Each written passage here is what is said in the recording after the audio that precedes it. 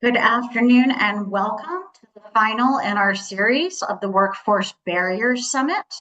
I am excited to wrap up this event with a final presentation by myself and Vivian Williams, who's the Director of our Community Impact and Strategy here at the Foundation.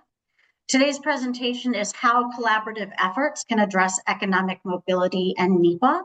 And with that, I'm very excited to hand it over to Vivian. Hi, everybody. I hope today is treating you well for a Monday. And I'm very excited when Corin had asked to do this as a wrap up. As you all know, probably over the last 7 or 8 years, the foundation has really put time, effort, and capacity into community related areas of interest, such as transportation, which is what started our entire exploration into community impact. So really quick, today's agenda will be understanding the foundation's role in economic mobility. As I know many have questioned it, some have the traditional understanding of foundations. So we're going to go through a brief understanding of the ever-evolving role in economic mobility. I'm going to share a couple of success stories of other foundations because we are not unique in our work in here, and many of our colleague and other foundations are further along. So you'll be able to see what the possibility and opportunities are. And then I will turn it back over to Corin, who will be talking about the groundwork that we have been doing and continue to do in NEPA. As our team expands and grows, we're able to roll up our sleeves and dive even more into some of the systemic topics that come up throughout our community. So first, I just wanted to really go over the growing role of a community foundation. Historically, I think as many people know, we are a grant maker to local nonprofits, and we also issue scholarship funds to students. We have about 200 to 300 scholarships. We have close to 400 donor advised funds. So we are able to make grants on behalf of donors. And then also we have our own unrestricted grant pool that opens every fall and spring, as many of you have applied. Though due to the evolving challenges, not even in the last year or two, but probably over the last decade, in regards to affordable housing, supporting the growth of minority-owned businesses, ensuring equitable access to education and other critical needs. Community foundations have expanded their role within those areas within their geographic footprint. So that is what is unique about community foundations. And we often tease when you meet one community foundation, you meet one community foundation because they're very niche to their community. They're very in tune with what their community needs, their demographics and such. So it makes sense that they have an understanding and that they find a geographic footprint, not necessarily a sector-based approach in some terms. And they are often called upon during some times of crisis, such as COVID-19.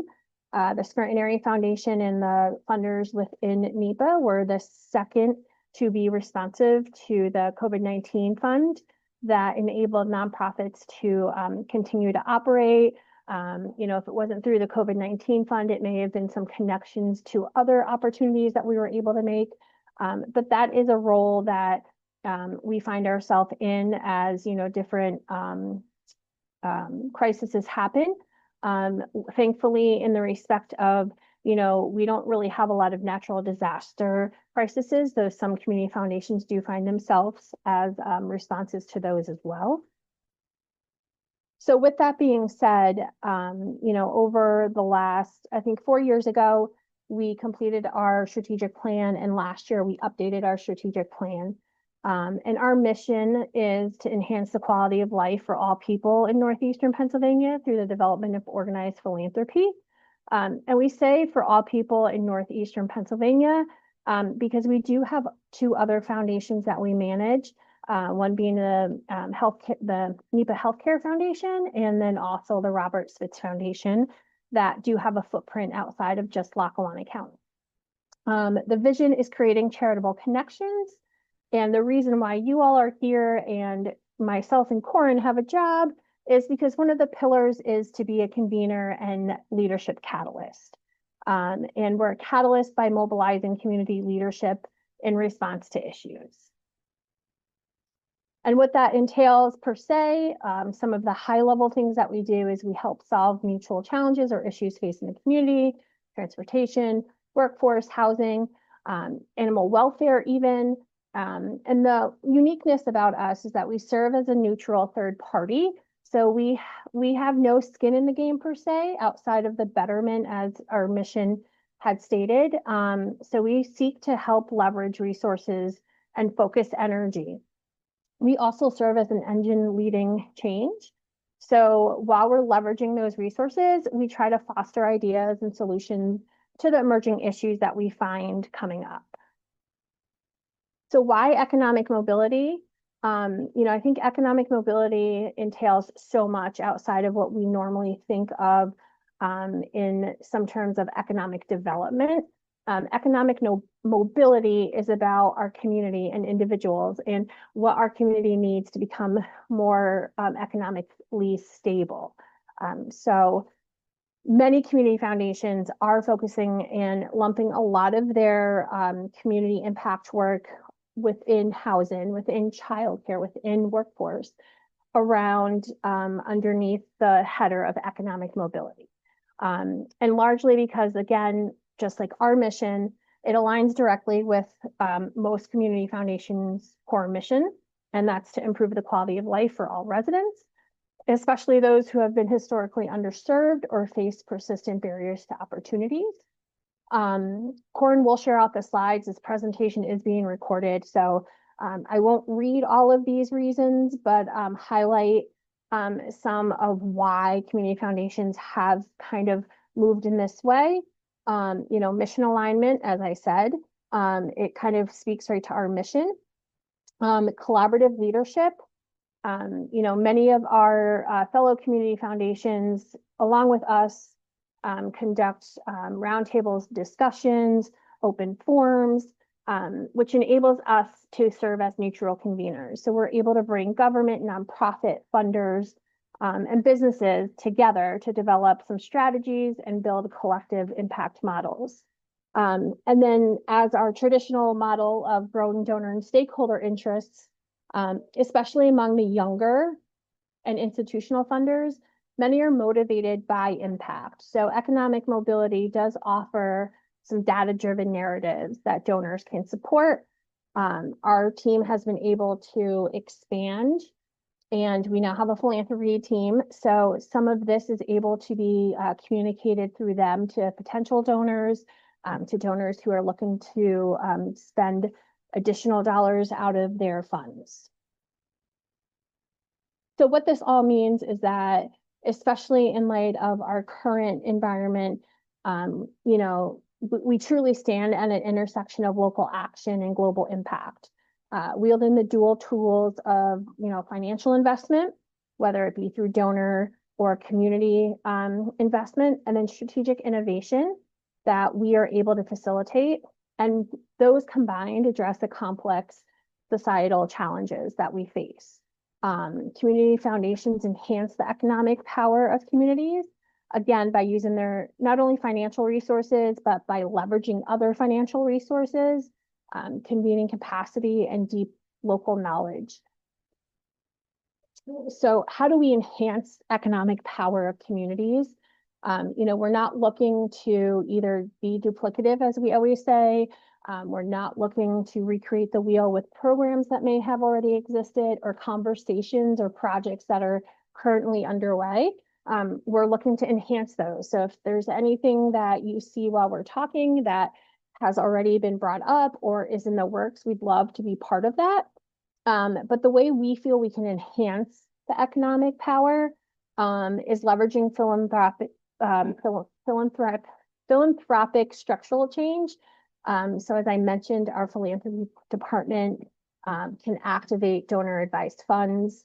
We do have some unrestricted assets, and then also regional funds and national funds that, again, as our team expands, we're able to dissect and really dive deep into national funders who do fund throughout the country and who do fund community foundations to do this type of work, which then goes into funding nonprofits and those who actually do the work. Many national funders that we've spoken to would rather have a place-based organization that they could fund and then disseminate the dollars out, because they know that we are a trusted partner that already has experience in administering funding. The other way that we enhance is building civic capacity and leadership. So we host many trainings. We facilitate the eCornell program for nonprofits that enables nonprofit leaders to obtain eCornell certificates at a very low price.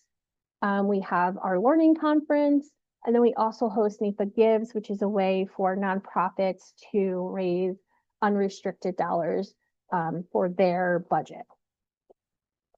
A couple more, again, I'll just highlight, growing local wealth is one that we've been really focused on most recently with some work I'll share in just a minute. But launching some impact investing funds that keep capital circulating within our community. We've really done some research around, the systemicness of housing, childcare, healthcare, and transportation. And it's very overwhelming, but at the same time, it needs a lot of funding. So where can that funding come from? Where can the buying come from? And how we've looked at for impact investing, we feel that could be a really good way to do that. And then also we seek to help families build intergenerational wealth as well. So as I just mentioned about our economic mobility and impact investing, there's an organization called Community Foundations Leading Change, CF Lead.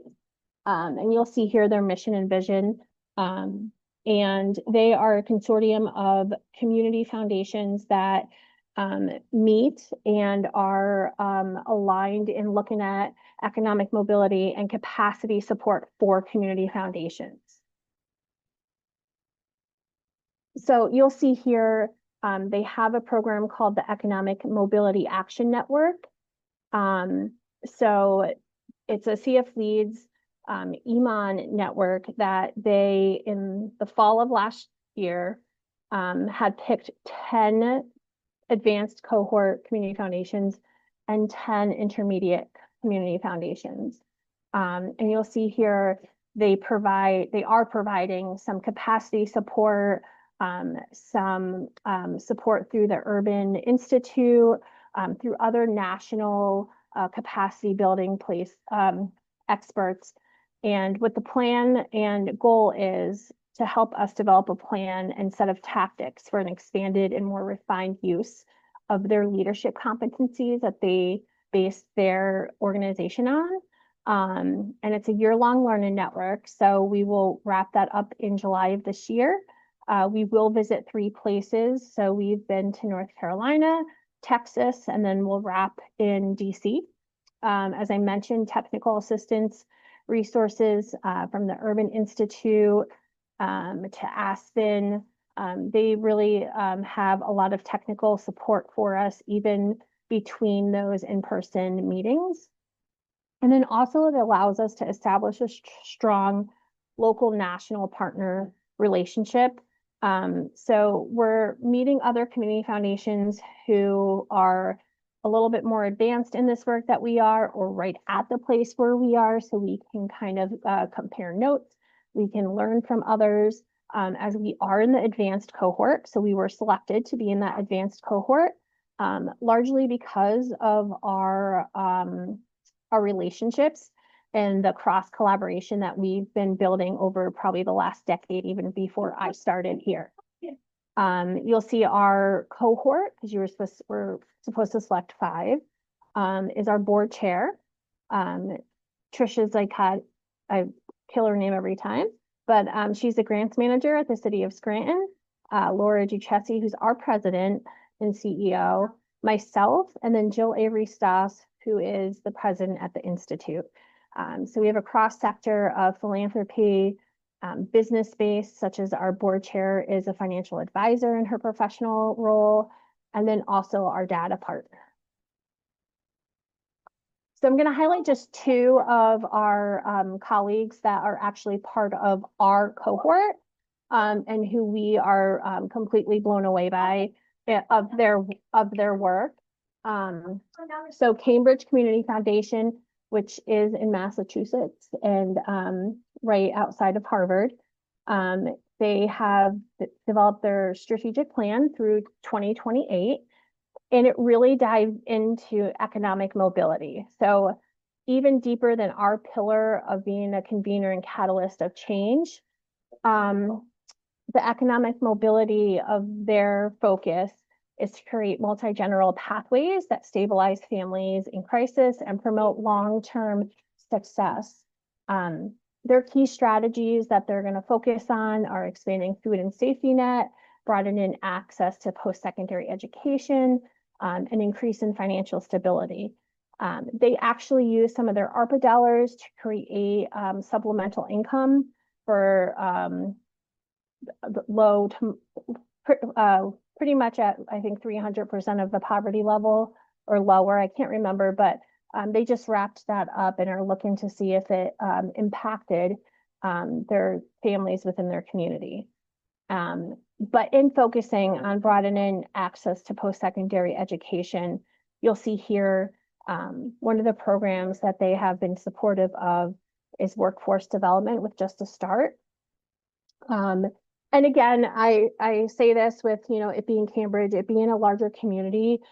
Many of our community foundations have a larger asset base than us, cover a larger terrain of geographic location in the respect of some cover 2 or 3 counties, some have a larger metro city within them, some have larger employers per se, or larger philanthropic families. So the Cambridge Community Foundation has developed Just a Start, which is a tuition-free program that provides career training in technology and life sciences. So and they expand it to the opportunities for parents. So parents of current students, which would be similar like a Johnson or a Fortis in the respect of covering tuition for parents to be able to secure family supporting employment. Hold on one moment, I apologize.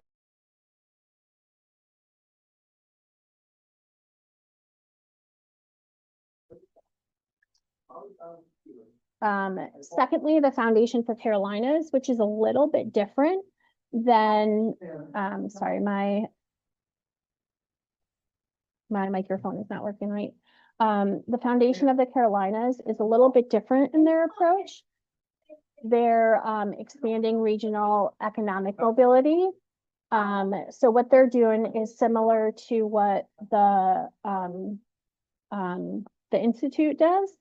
And they have actually pinpointed low economic mobility for children within the region and are diving into the causes of this. So they've correlated it strongly to racial and economic segregation and family structure and social capital and K-12 quality.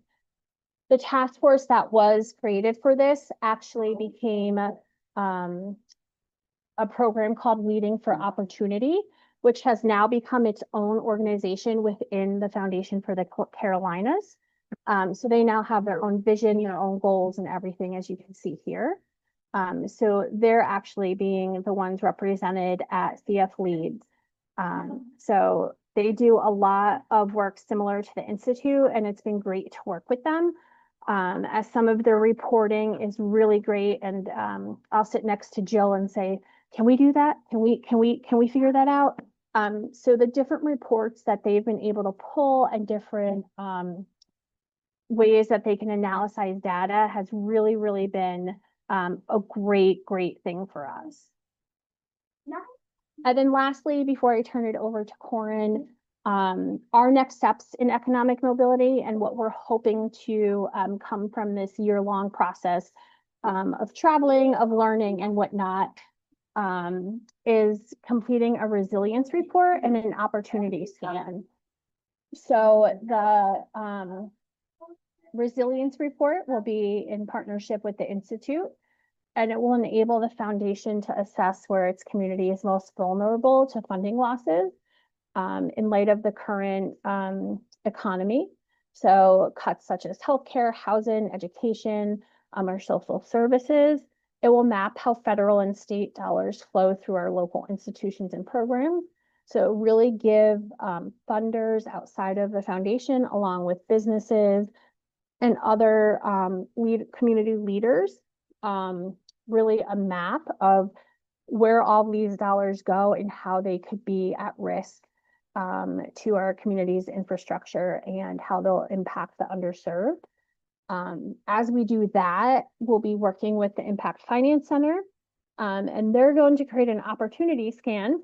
So as we're looking for our resilience of what we need to do to be resilient in the current situation, we're going to be looking for an opportunity scan. So that will complement it by identifying areas where impact investing and philanthropic capital can be most effectively deployed to fill the gaps, to scale innovative solutions, and then also support inclusive economic development.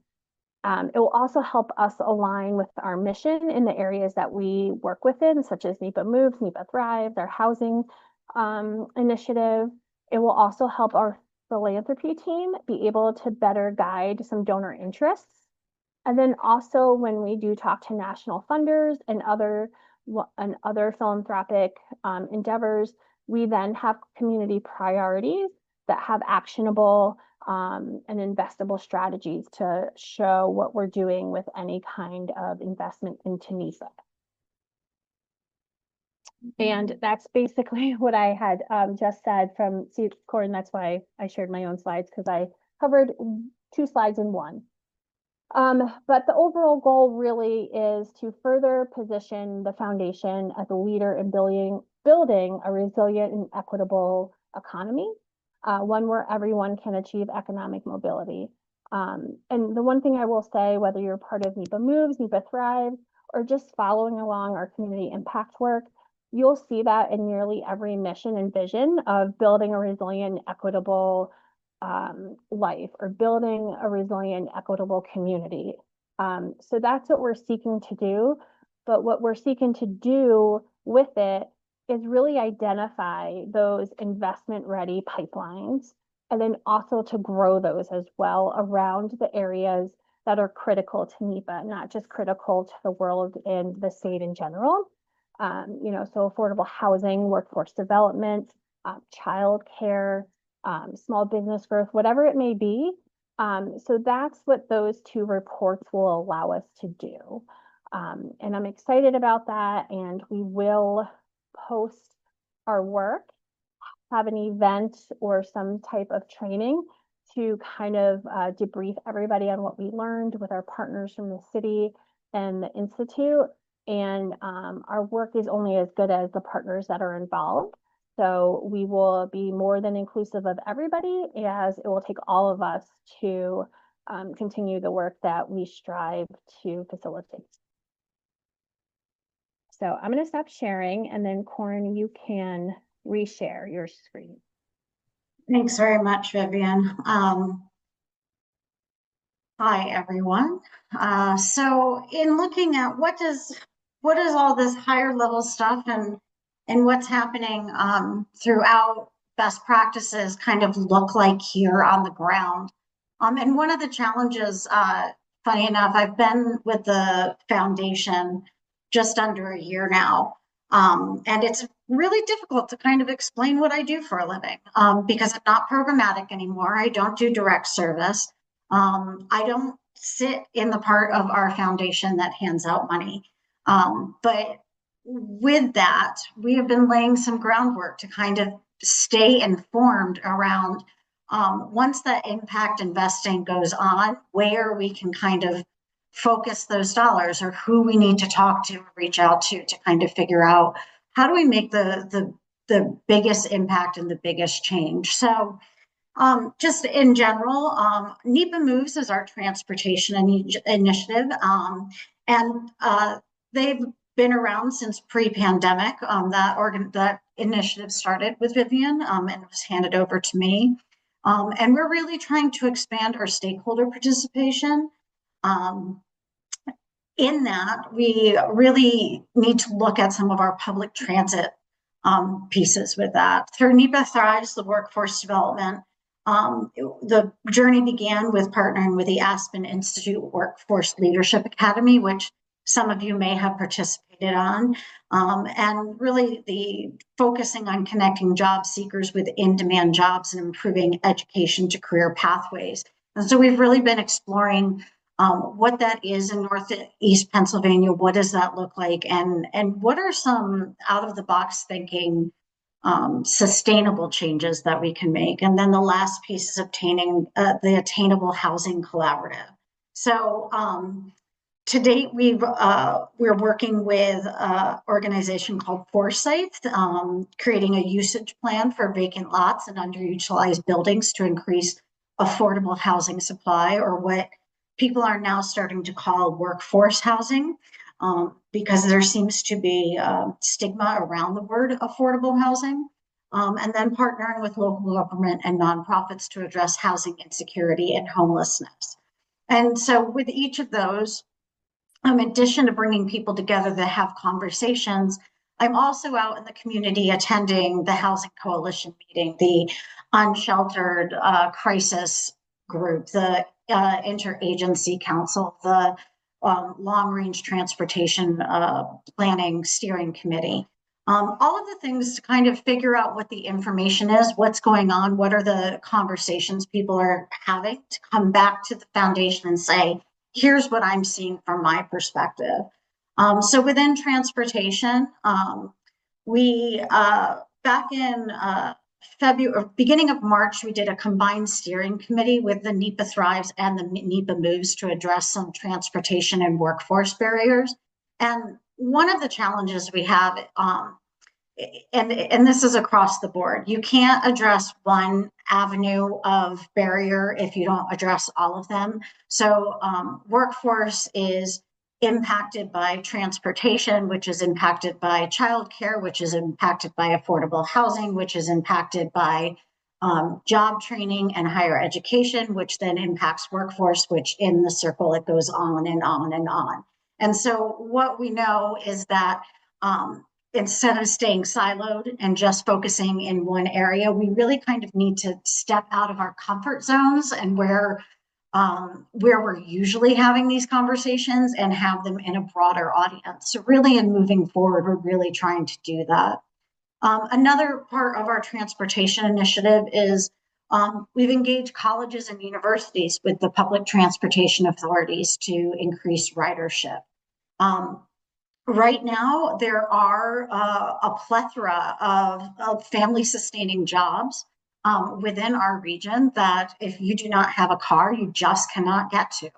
And that's simply a challenge. You could start making $70,000 a year in manufacturing, but if you can't get there, even if you have the skills, if you've gone through the training program, it's going to be a challenge. And in that, working together to kind of problem solve and figure out how do we stop the stigma around riding public transit. We've been working with the MPOs on providing stakeholder involvement in the long range transportation plan. So not just relying on, the handful of people that work in Luzerne and Lackawanna on our roads and our bridges and our infrastructure, but try and get people throughout the community to come to the table and speak up about what's important to them in terms of transportation over the next 25 years. Also, we're currently working with the MPO and Lackawanna around the Safe Streets Initiative. So really looking about safety, areas in which there are high fatalities or high injuries, and creating a plan that's both a physicality plan, but also a financial plan of how to address that. Also, we're supporting grant applications to study local microtransit in Lackawanna County. We're engaging regional employers in conversations around public transportation as an employee benefit. And part of the workforce barriers webinars has been really to kind of get employers to the table and get them to understand, you know, we're happy to find solutions and solve problems, but we need to know and we need to hear what you're saying. Around workforce, we launched and completed the Workforce Leadership Academy in partnership with Aspen to focus on strengthening the regional workforce leadership and promote system level changes in workforce development. So bringing a lot of people who are working in that area together to have conversations about what they're seeing, what they're doing, what is working, what isn't working, and how to move it forward. Establishing a collaborative multi-sector steering committee, including leaders from business, education, government, and nonprofits to guide strategy and investment. And we really would love to encourage more businesses, more for-profit to come to the table as well, because we know it's going to take an all-over community involvement to move any changes forward. We've been in partnership with the Federal Reserve Bank of Philadelphia's Anchors for Equity program, which is focused on strengthening connections between local anchor institutions and equity-focused workforce development, which the Institute has been leading. In addition, we secured support from Jobs First New York City to enhance regional collaboration and strategic planning for youth and workforce initiatives. We've been working on and starting a workforce and community resource asset map, hopefully to integrate and streamline access to regional support services, not just for the nonprofits who are working with clients, but also for employers whose human resource departments may need to help their employees seek these support services. The Workforce Barrier Summit was really geared towards convening employers and the stakeholders that we've been working with around actionable solutions for improving economic development. And throughout each of these webinars, we've heard similar themes that on May 1st, we're going to dive deeper into. And then contribute to statewide policy dialogue, aligning with the Pennsylvania WIO goals, especially in barrier remediation and transportation access. In the realm of affordable housing, we've convened and partnered to provide information sessions around land trusts, CDFIs, FDIC, to inform stakeholders on various approaches to developing affordable housing. The department is contributing to statewide policy dialogue in partnership with the PA Housing Alliance to encourage the eviction prevention legislation. And we've convened nonprofit and government entities to identify actionable goals to address housing crisis throughout the region. So other avenues of convening and collaboration beyond the work that I do, we have another community impact manager that's done a lot of strong work with our women in philanthropy.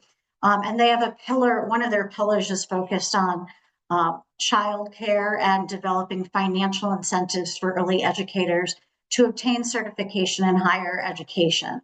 So really looking at that barrier of childcare and what can women in philanthropy do to kind of support that. The center, as you know, does capacity building for nonprofits. And with that, as Vivian mentioned earlier, our learning conference is coming up in the fall, which is very exciting. We have open grant cycles for community impact initiatives to put out the money and dollars needed in order to keep our nonprofits doing the work we need to do. And then we've convened some conversations around refugee and supports in the region, which we know right now is extremely important and valuable in supporting our community, a large portion of our community, and addressing some of the fears and insecurities that they have. So with that, that is kind of what our community organization does. And throughout this Workforce Barrier Summit, we've heard messages of we need more employers at the table. We need to look at how to financially support some of these barriers, not just through federal funding, but through philanthropic dollars and through for-profit business. And what is it that we can do or create to kind of move things forward? On May 1st, from 9 to 12 at Benco Dental, there will be pulling together a couple of activities. The first will be the presentation of three strong organizations doing work to encourage those going through training and educational pipelines to stay within Northeast Pennsylvania. So the first is Skills in Scranton, which really goes into the public schools and teaches kids about jobs in the area that they can do training for, they can go to school for, and they can come out and they can make a family sustaining wage, and supporting them in how to get to those positions. Additionally, Luzerne Learns to Work, which is a resource not only for students in exploring career pathways, but for parents as well, because we've heard how important parent engagement is. And finally, WVIA will be presenting on their Ways to Work program and the recent broadcast that they've put out. So that will be the start of our day on the 1st. We'll then talk about, and I pull out some of the ongoing themes and what we can do to move stuff forward from the Barriers Summit. And then finally, we'll be facilitating a conversation with employers in the room around, besides what we know, which are the boxes, right? We check the boxes every time of barriers to economic mobility is childcare, it's housing, it's transportation, it's skills development, it's soft skills. Besides those regular boxes that we check and we all kind of know, what are employers actually seeing as their barriers? Where is their challenge? Is it they know that transportation is a challenge, but they don't know how it's a challenge or why it's a challenge, and what can we do to support them so that they can help address it for their employees. So that's what's coming up on May 1st in person at Benco Dental. I hope to see everybody there. In that, if you have not already registered, the scanning is right here up on the screen. And with that, I'm going to open it up for questions, but before I stop sharing my screen, I'd like to thank some of our sponsors who have been part of these conversations, but also have been reaching out.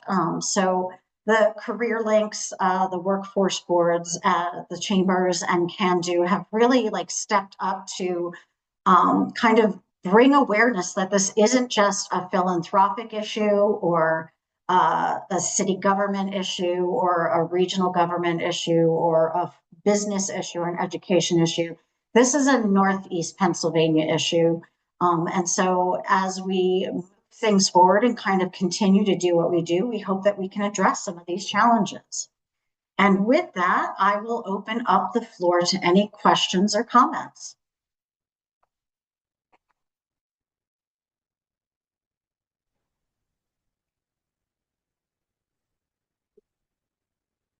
Hi, everybody. It's Sue Spry. Thank you so much for the presentation. Hi.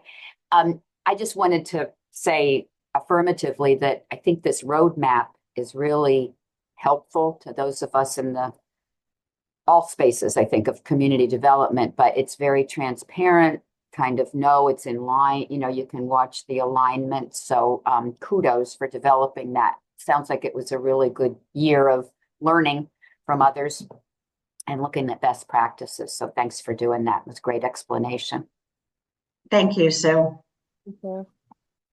Anyone else? Questions, comments?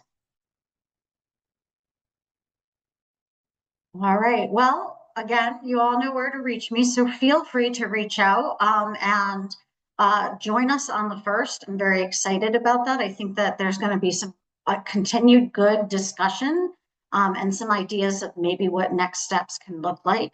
And in that, I will go ahead and give everyone back a little bit of time this afternoon. I thank you, whether you attended just today's webinar or you've attended multiple ones. I appreciate your participation and looking forward to next steps and how we're going to help NEPA become economically mobile and move, all of our individuals forward towards success. So thank you very much. Have a wonderful rest of your week, and we will see you all soon.